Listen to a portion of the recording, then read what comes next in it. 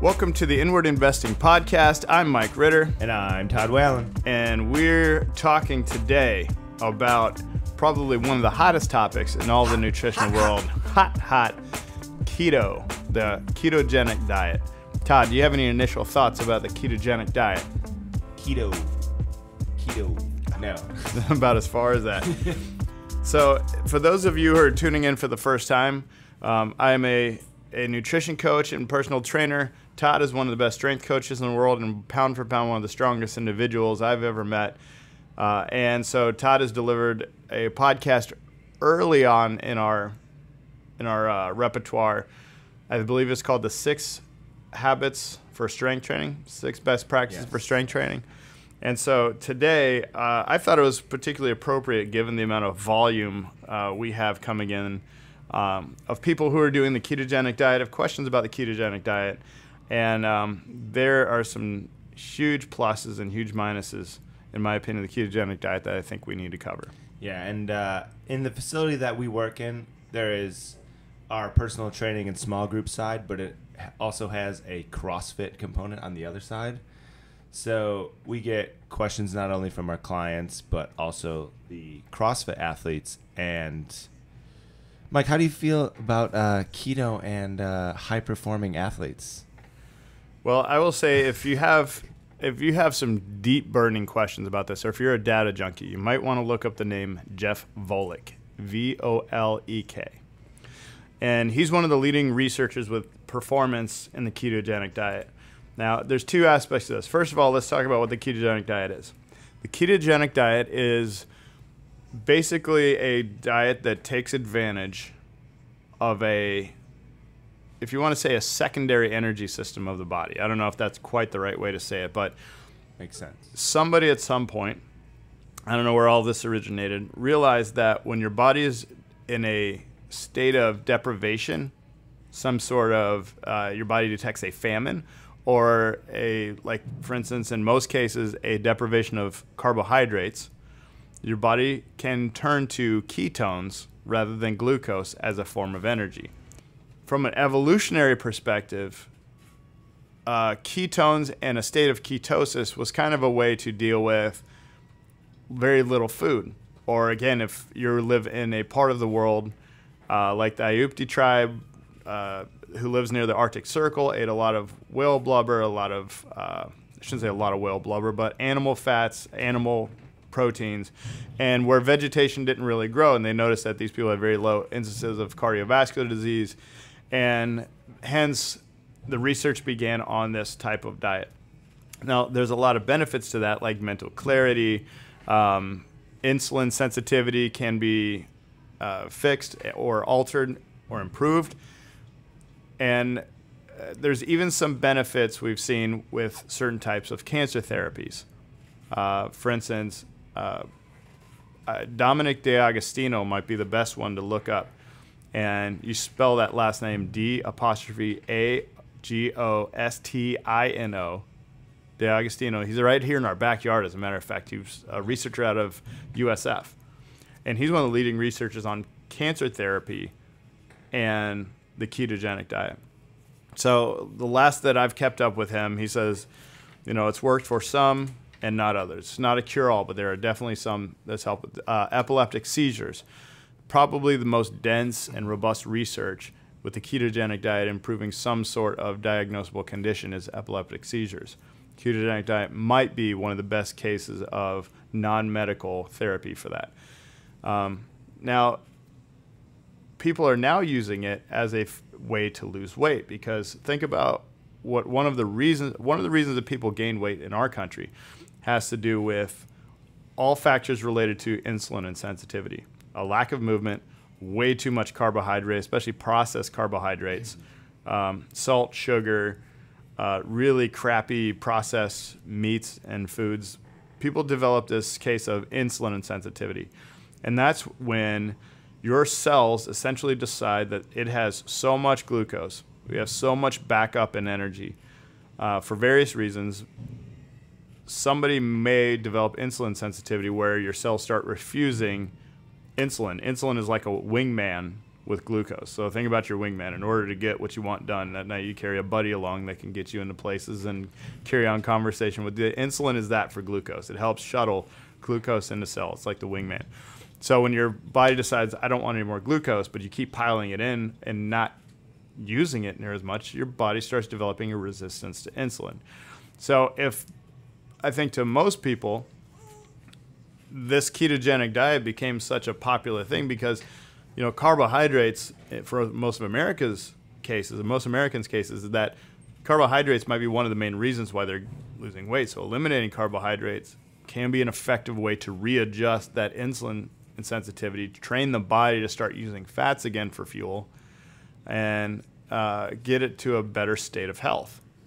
With that, with what you just said, like carbohydrates being a big proponent of why people are overweight and they lose weight on this diet, what percentage of people that say they go keto, would you say, are technically not even in ketosis and using ketones to fuel their system, but are losing weight because they're just eating less, because they're not eating their normal processed carbohydrates?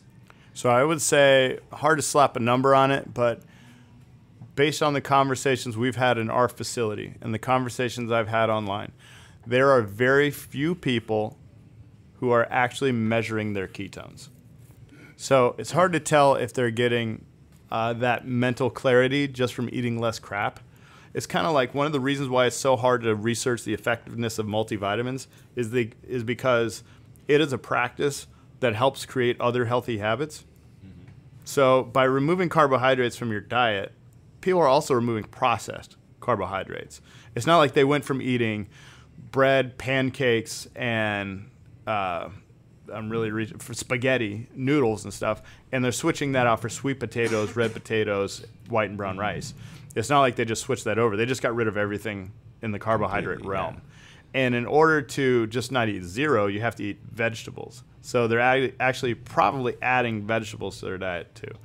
Those two things could be one of the bigger reasons why, maybe not just ketosis, but I also know that people aren't necessarily measuring their ketones. And that is a big problem because one of the things that can, first of all, ketones are made, you can get into ketosis for multiple reasons. One, I don't know if people know this, you can eat just carbohydrates and get into ketosis. If you're in a deprivation state, your body can start using ketones. Now, eating just carbohydrates, because of the blood sugar effects you can have, you can go into hyperglycemia or hypoglycemia, meaning low blood sugar, pretty quickly eating just carbohydrates. You have to kind of keep a steady energy source. A lot of people do. It's very difficult for someone to stay on that. It's a really crappy way to get into ketosis. Mm-hmm. The high-fat, low-carb thing is probably the most flavorful, satiating, and sane way to get into ketosis. Okay, there's you can eat all macronutrients at a really low level and kind of get into temporary ketosis. Okay, so ketosis is kind of a backup system for energy surplus. When you don't have energy surplus and you have sort of famine, your body can slip into that. For how long, we don't know. But that's one of the reasons why you need to actually measure your ketones, because one thing that can ruin ketosis is a process called gluconeogenesis. So how do you measure your ketones? Well, number one, you can measure with pee strips. Now, so when I say pee strips, urine strips. You can buy these. You can urinate on them, and they give you a reading. Now, another way is through blood. You can take blood and measure it with a glucometer. And there's the glucometers that also measure. You have to get separate strips for it. You give a little finger prick, put it onto the meter, and it will actually measure your ketones. Now, blood strips, okay, the blood method will actually give you a measurement for all, I believe it's 5 to 7 ketones. Now, urinary strips, some of them claim that they measure all ketones. So some of them don't. You have to actually read how many ketones they actually measure. So beta hydroxybutyrate is one that urinary strips traditionally did not measure for a long time. And that is one of the most energy-giving, one of the most effective ketones that in terms of energy and mental clarity And if we're not able to measure that, it's very difficult to tell whether you're getting the therapeutic benefits you originally wanted. So I didn't even know this. There's different ketones. Like I thought it was just you slip into ketosis and you have different energies. So can you explain that a little bit? Not to go too in depth to it, but yeah, there are multiple types of ketones, but that's actually, let's save that for next week. Let's do a part 2 on this because I want to spend more time on that. But let's talk about what causes you to slip in and out of ketosis. If you go through a process called gluconeogenesis, you can actually disrupt that. So one way you can do that is all of a sudden if you're eating too many carbohydrates, it can lower the amount of beta hydroxybutyrate in your system specifically. If you eat too much protein, your body is kind of always trying to get out of that ketotic state. Ketotic, is that a word? You're always trying to get out of ketosis and back into a more efficient form of energy, which is your glucose. So coming from carbohydrates. And eating too much protein, eating excess protein can turn into gluconeogenesis. Your body can start converting protein into glucose. Eating too many carbohydrates, eating too many calories, or too much protein can slip you back out of ketosis. So if you're not measuring, you can end up in what's like this low carb hell. So you, without realizing it, as a matter of fact, I was having a conversation, to put this in a real world example. So I'm having a conversation with a guy who lost 14 pounds in 2 weeks on this keto diet. And I asked him how he's measuring his ketones. He said he's not. I asked him what he's eating. He said, I'm eating as much protein as I possibly can. So this guy was literally just eating like steak for about 2 weeks. He did lose weight because he was in a caloric deficit. He was in an energy deficit state. And his body had lost weight, but he was feeling like dirt. He was, matter of fact, the reason I was talking to him is because he was getting lightheaded in his workout and he could not perform. So he wasn't using urine strips. He wasn't using the ketone meter, the blood strips. And so there was no way for him to tell whether or not he was getting benefits. Now, I've used both. I've used the urine strips and I've used the blood meter. And there was a point where when you're measuring your ketones, to tell if you're in a ketose, if you're doing either one, if you're measuring at about 0.5 millimolar per deciliter, if you're getting the 0.5 to 1.0, you're technically in nutritional ketosis. That's where you can start losing some weight. That's where you can start feeling better. Optimal ketone zone is a little bit higher than that. You're in like the 1.5 and even as high as 3.0 range. And that's when you can really start seeing the huge therapeutic benefits. Like you start feeling differently. You start thinking differently. A lot of like the sharp mind state comes to play when people say I have a like mental clarity. People start feeling that in the 1.5, and that depends on the person and like lifestyle and how much you're working on doing all those things. Now, another thing that could be a big disruptor of ketosis and can slip you out, why it's important to measure, is you mentioned earlier the performance aspect of keto. Now, in order for me to get 1 gram of ATP, or 1 molecule of ATP, which is muscle energy, I need about 2 molecules of glucose to get that 1 molecule of ATP. I need about 9 molecules of fatty acids in order to get ATP. This is where the performance aspect of the keto diet usually falls apart. So ATP being muscle fuel, I need a lot less glucose to make muscle fuel than I need fatty acids to make ATP. So if that breakdown process is a much longer process and a harder process to get out of fats than is glucose. So once I start moving, the takeaway there is that once I start moving and moving quickly, okay, let's talk about sprint sports. Like CrossFit is very heavy and very sprinty for the most part. Mm-hmm. Very high demand workload.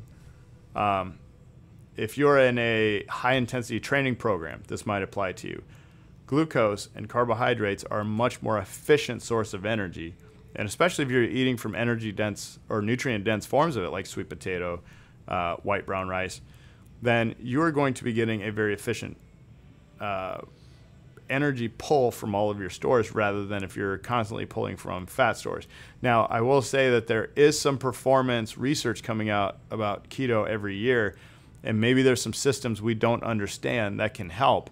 But as of right now, first and foremost, eating a larger amount of carbohydrates while you're doing something like CrossFit or high-intensity training is still not a bad system. Even no matter how much keto research comes out, you're not moving away from an inefficient system by going keto. It can be a very efficient system. There's a lot of people, I know you are very carbohydrate rich, 90% of your year, and your squat numbers are astronomical at times, considering your body weight and how lean you can stay while your squat keeps going up. For those of you who feel pressure to get into keto, again, I've done keto on and off for about 4 years, and I felt like I felt great when I was on it, but to be monitoring my blood all the time and weighing and measuring my carbohydrates and refusing foods that could be potentially life-giving to me, healthy, just for the state of being ketosis, which in reality I could give or take. I feel really good on either one. Doesn't seem worth it in the end. Now, I'm not saying if you're doing keto, you're doing the wrong thing. I'm saying that if you're doing keto, it needs to be worth it. It needs to be a lifestyle that you can maintain for a long time. Otherwise, there's a totally different option out there for you to lose weight on or have as a performance diet that has been perfectly fine for a number of years, forever, as a matter of fact.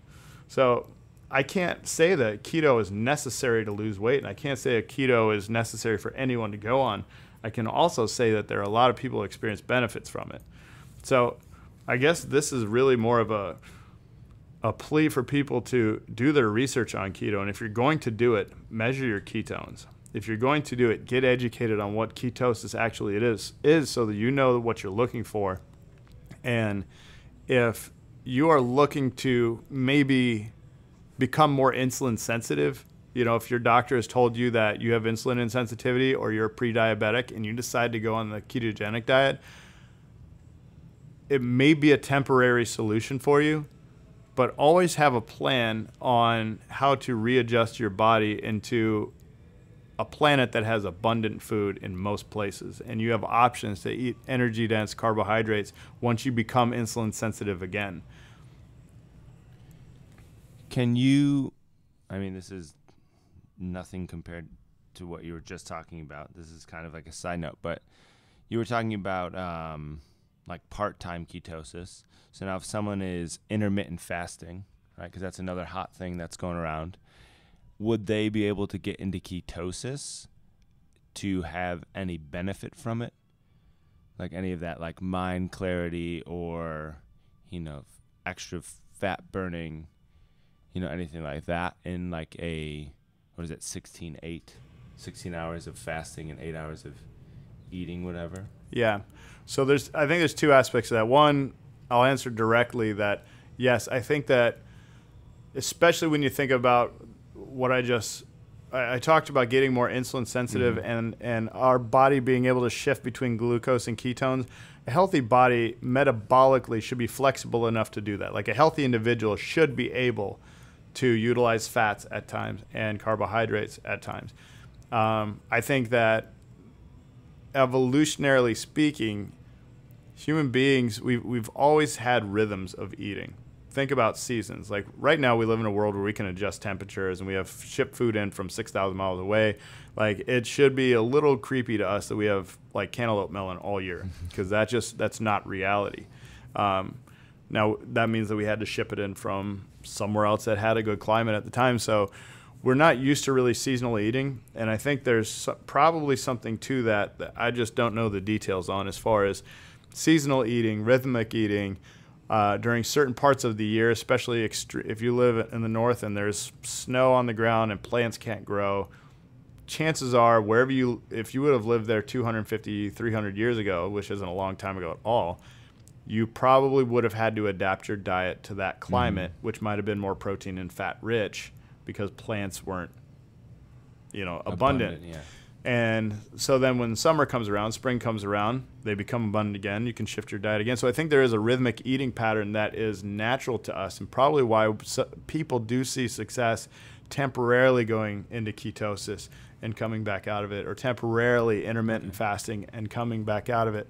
I can't say that one theoretically or data, based on any kind of data, that either one is superior to the other, either pattern of eating. But I do think that if you're a healthy individual, you can and maybe should bounce between both. I do think it's fairly unnatural, from everything that I've understood, it's fairly unnatural for a human being to have a consistent eating pattern their entire life. And even Lauren Cordain, doing some of the original research in the paleo diet, people say like the paleo diet's, it's all protein, fat. It's not. If you actually look at the original research cited in his book, that indigenous populations that he researched had a wide variety of macronutrient balance. So people that, in other words, tribes around the equator probably were more carbohydrate dense. Tribes that are a little more Arctic or Icelandic or, more maybe protein, at the bottom of South America, more protein and fat based. A lot of that was regional and seasonal based. There was nothing in his even original book, and I'm only touching on this because I've heard little sound bites of people saying things that I have no idea what they're talking about, that the original research didn't say that. The original research was saying that there's a wide variety, but it was usually based on region, it was based on season, and based on rhythms. That's pretty cool. Another question I have is, how long does it take to get into ketosis? Like, can I intermittent fast? Like, I didn't feel well on Saturday, so I had and then went to bed for a long time, and then woke up and only drank some water for a little while. So I didn't eat for 16 hours. Was I in ketosis? Maybe. It's hard to tell if you were sick because your body was dealing with something. It was in a heightened state, maybe. Okay, so just say normal, wasn't sick, but 16 hours. It's usually just based on metabolic health. So somebody like you probably could slip in and out pretty quick of both. Somebody who's less, if you want to think about health can be also explained as metabolic flexibility. Okay. As different stressors come your way, so you could talk about famine or calorie deprivation as a stressor. Somebody like you might not have a problem slipping back and forth. Maybe you have a day of low energy, or maybe you have a little grace period in there. But somebody who is less healthy, say that you're overweight and you're trying to lose weight for the first time or maybe for the 12th time, and your glucose number is above 115, you're in pre-diabetic or higher, chances are you might go through it could be 3 to 5 days of low energy, headaches, this kind of carb hangover before you actually feel the benefits of it. So if this is something you and your doctor have talked about, or you've hired a coach to help you through this, if you're less healthy, you can expect, a little waning period there, some kind of withdrawal period. But the healthier you get, it takes a lot less time. And I think that's one of the underlying, one of the defining factors of health is your ability to handle different stressors or different life events, and your body be able to shift gracefully between the two. That's a flexible metabolism. I know the first time that I did it, it took me about 3 to 5 days. I think it was in that actually 4th day range where I started feeling good. But yeah, I felt like dirt for the first 3 or 4 days, and then I felt excellent. I've had a particular client that lasted 7 days, to the point where they were about ready to give up, and it appeared that doing this low carb thing might not have been worth it, and then all of a sudden they felt good. And so I've seen anywhere between 24 hours and 7 days.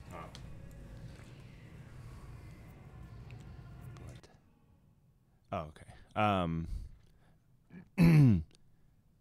So with people going keto, if there's people out there that kind of want to try it, are you allowed to eat vegetables? Can I have broccoli, asparagus, salads, and stuff like that? Or will that cause the carbohydrates to? And I know, you said, testing is probably, so step 1, get urine strips or blood, a glucometer. Obviously, I'm hoping we drive that point home today. But for someone that wants to start at work today because they're on vacation and they're not going to get a glucometer until they go home, and they're listening to our podcast on the beach because it's the #1 rated podcast in our heads. It's taking over the nation, yeah. They want to start right now. What can they? Because I've heard a lot of people I'm going to eat avocados, butter, bacon, and the fat, and just anything and everything, protein, fat wise. I'm just going to eat a stick of butter with an avocado for breakfast. Then I'm going to eat bacon wrapped steak for lunch, and then the same thing for dinner. with a dessert of a stick of butter and avocado. That's called eating like an asshole. If somebody wanted to start today, I highly recommend, this might be a big leap for people, but I think a really good first step really is enrolling in Rob Wolf's Keto Masterclass. If you just Google that, he's somebody who's been very successful using the keto diet. And he has a masterclass, which is go at your own pace. It has a really nice workbook along with it. You can watch all the videos and tutorials and get a really good grip on what keto actually is. And this is, again, somebody who has been very successful with it long term. Does his research. He's a former research biochemist, best-selling author. He's done a really good job. I'd follow a lot of the advice in there. Matter of fact, I've taken that course, and I liked it a lot. I learned a lot. Also, former podcast guest. Yeah, I was actually on his podcast. I was a guest there. If you look up, I can't remember the episode. Maybe I can link that in the bottom. Me and him have talked. I wrote for his website. Big fan of that guy, and he had put together an excellent course. If you go to Keto Gains, and Is that with a Z? I am going to look that up because I don't remember. It is. I'm busting out the computer right now. Keto Gains. I think it's ketogains.org. Am I missing the bus there? Hold on. All your keto gains. Yeah, it's been a while. So it's so .com. Keto GAINS.com.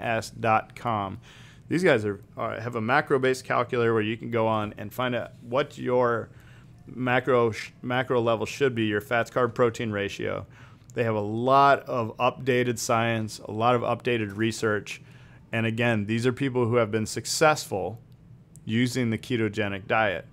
And some of them have been successful in bodybuilding. Occasionally I'll see a power lifter on there that's doing it. I also know a lot of power lifters that eat a lot of carbohydrates and they work perfectly fine. I think if no matter where you are, I do think it's worth a shot, and everyone's a little different. One thing about the human body, I feel like I'm giving a little bit of a disclaimer here because human beings are so different from each other. You know, in some sense, I could eat the same exact diet as you and have a totally different reaction. We've talked about that a lot of times when I've eaten my 16 cheese sticks in a row. Yeah, and you're just you're pinging off the walls. 16 cheese sticks in a row, I would be napping still. And it's amazing how different human beings are. So there's no doubt in my mind, at some point, we're going to see a CrossFitter that's been in ketosis for 2 years and perfectly fine. So when I say don't do carbohydrates, don't do ketosis and CrossFit. That's for most people because stress levels are all over the place. The average American going into a CrossFit is not going to be hugely metabolically flexible. Chances are your best bet is eating energy-dense foods and nutrient-dense foods where you can get them in carbohydrates are an insanely efficient source of that type of energy. So that's not to say that one time 5 years from now, we're not going to see some CrossFitter out there who were successful in it. But I guarantee you, if he was, genetically predisposed to that, and then number two, extraordinarily careful about their measurements. So I would say if you're going to start, even if you're the average person that you're just starting this out and you're not even exercising, I would take Rob Wolf's masterclass. Again, I appreciate it a lot. And then ketogains.com has a lot of excellent information and a lot of starter templates for you to get going. Or you can get a coach like myself or someone else who is qualified to lead you through the process of finding your state of ketosis in the right way. So, Instagram, Mike, I don't care about how I perform. I just want to look good for all my followers. Now, do you think a lower carbohydrate keto diet would be the way to get more Instagram followers?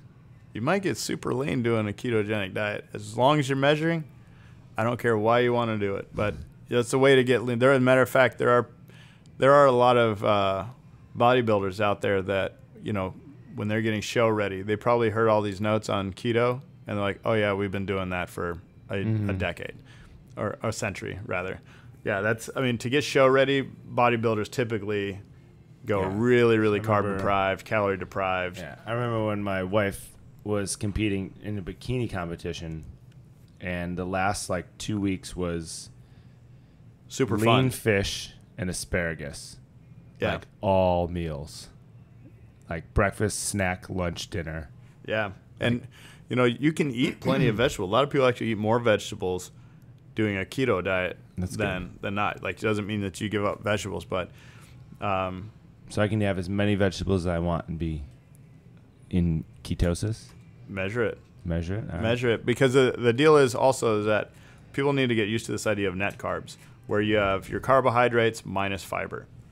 So I think we were talking about that a little earlier. Sorry to jump, but I don't believe I answered that fully before. Was net carbs is something that's important. So if I have 25 grams of carbs and that's 25 grams of fiber, that doesn't really happen in life. But then I have 0 net carbs.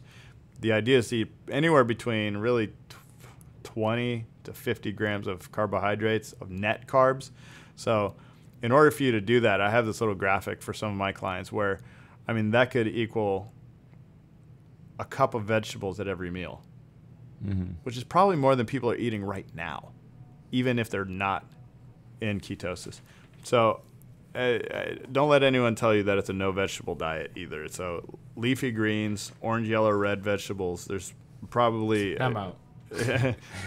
And it's really, if you're staying away from starch, I highly don't recommend you ballpark it at first, but if you're ballparking it and you're eating, you know, a meal, then you have about 4 ounces of protein, a cup of green, yellow, red, or fibrous vegetables at a meal, liberal with the fats, meaning instead of chicken breast, chicken thigh, maybe a little fattier grass-fed beef, and not shoveling butter in your mouth, then you're probably going to be okay with a ketogenic diet. But again, do your research, do your homework, measure your ketones, and, you know, don't guess at whether or not you're in ketosis, because you could end up in low carb hell if that's the case. And I say that because I've seen it, and I've seen it a number of times, and it's unnecessary and it's sad. So if you're going to do it successfully, do it right, measure, and you should be okay. All right, and this has been the Inward Investing Podcast. I'm Mike Ritter. And I'm Todd Whelan. And we will see you next week.